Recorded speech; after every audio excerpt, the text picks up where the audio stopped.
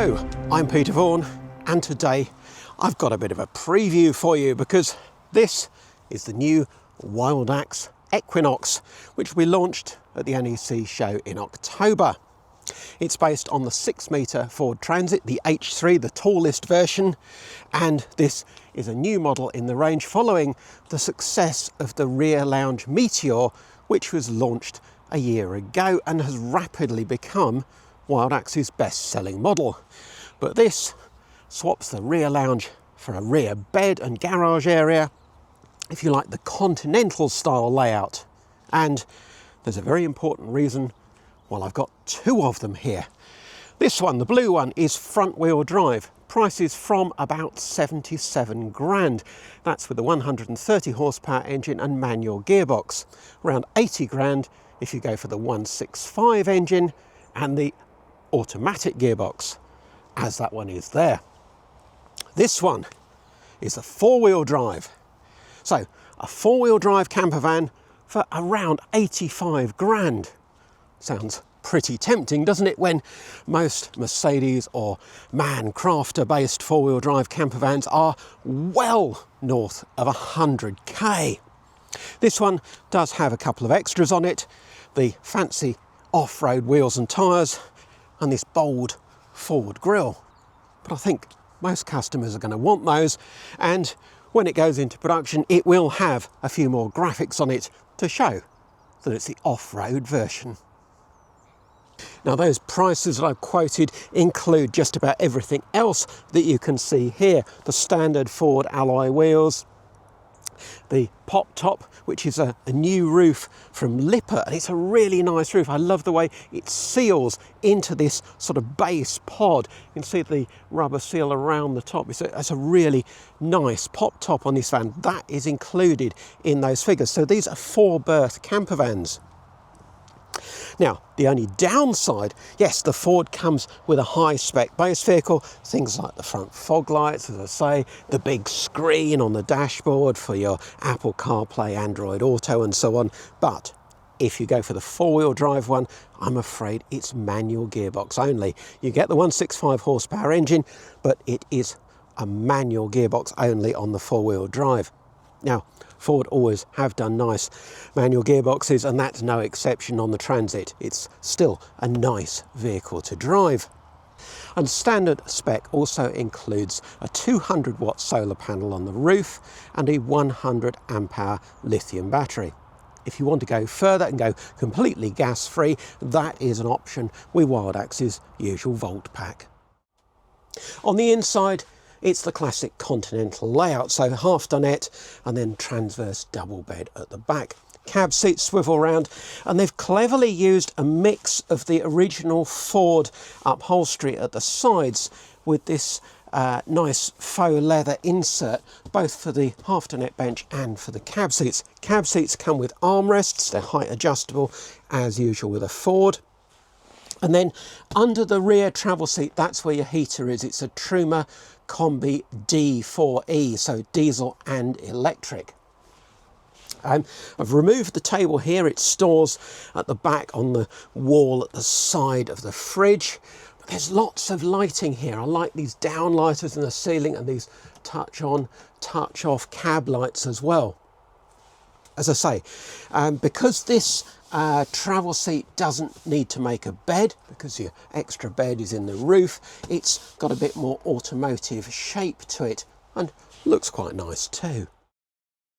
With the table in situ, well, it does feel a bit smaller space then, but that is typical of this type of camper van. What you do get is this swing out leaf, so all four people can reach their dinner. You don't get an overcab sunroof because that's not compatible with the pop top, but there's still plenty of light in there because the pop top itself has a big roof light in it. And the other thing you'll notice is that there is loads of headroom in this van because it's that H3 tall Transit.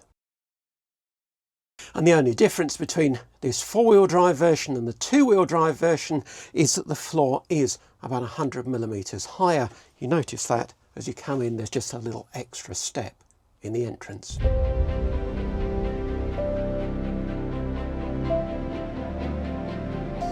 Up in the roof, the bed measures 1.96 metres by 1.17 metres, and it's on a slatted base. You've got fly screen panels at the front and one side, and a window on the near side.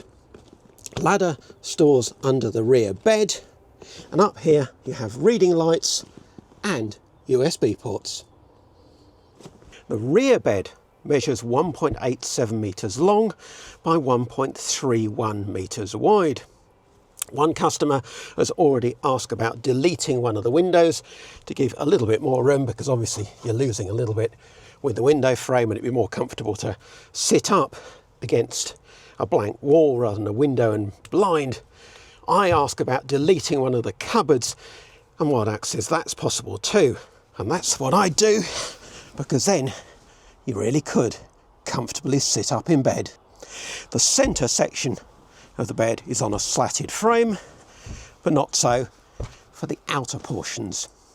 And the fresh water tank is under the offside, that's inboard 100 litres. There's plenty of cupboards down both sides in the garage area, but those may be difficult to access if this space is full of all your gear. There aren't any lashing points in this particular vehicle. Again, WildAx said it could fit those at no extra cost. And equally, there's no division to shut off the front of the vehicle, but as long as you have those lashing points and secure things safely, that should be okay. And if you want to get bikes on board, simply fold up the centre section of the bed, and then you've got massive full height storage.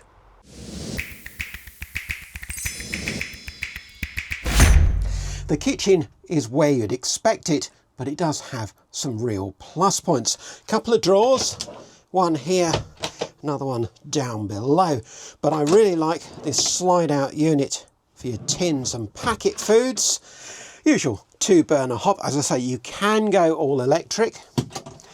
There's a little worktop flap at one end, a slide out worktop extension under the fridge. That gives you even more worktop space. 90 litre fridge. It does get a bit confined back here, but that, I'm afraid, is Ford Transit for you. But the real surprise is you get an oven and a microwave. The only disappointment in the galley is that these open shelves on both sides, well, they need much deeper lips and preferably some straps or netting to keep things in place while you're travelling. And then the washroom, well, the tambour door ensures that you don't need a shower curtain, thankfully, because there's no clever swing wall arrangement in here and everything will get wet when you have a shower. There's a decent amount of space to do so and plenty of room on the loo.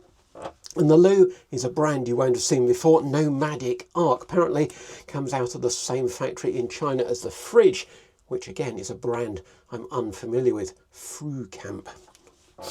I like this nice ceramic basin, and there's a nice look to this washroom, but I do wish these shelves had deeper lips or some fiddle rails to keep things in place, and likewise in the top cupboards. There's currently no external ventilation of the shower room, but WildAx are looking into an electric fan to get rid of the steam from showering. So that's just a quick look at the new WildAx Equinox, which enters one of the most competitive sectors of the market, the 6-metre fixed bed campervan. But this is a UK model with the door on the UK side and a UK spec, so you get that oven and microwave. I'd like to see some better use of those open shelves, so deeper lips or some straps to keep things in place. But other than that, there's a lot to like here. Lots of storage and, of course, lots of spec, including that excellent Lippert pop top. You can have it without the roof if you only need a 2-berth, and of course that will save you a little bit of money too. But the big saving is the 4-wheel drive compared with a 4-wheel drive Merc. Maybe 40 grand saving if you go for this. I'd certainly go for the 4-wheel drive, and I'd ask WildAx to, as I say, drop one of those rear windows, delete that, and delete one of the top cupboards to make that bedroom really as good as it can be. But they could say they can make these little adjustments. They can alter the bed height, for example, if you've got something specific you need to get underneath it. And that's unusual for a mainstream model. Something else to differentiate this new WildAx Equinox.